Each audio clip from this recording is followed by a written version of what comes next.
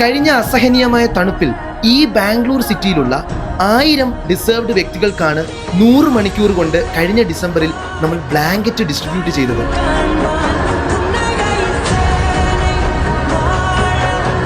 ജനിച്ചത് അങ്ങ് കേരളത്തിലാണെങ്കിലും ദിവസേന അന്നം തരുന്ന ഈ നാടിനു വേണ്ടി എന്തെങ്കിലുമൊക്കെ ചെയ്യണ്ടേ? അതെ, ഓരോ നിമിഷവും ഓരോ രൂപയും ഈ നാടിൻ്റെ ഉന്നമനത്തിനും ഉയർച്ചയ്ക്കായിട്ടുമാണ് നമ്മൾ ഉപയോഗിക്കുന്നത്.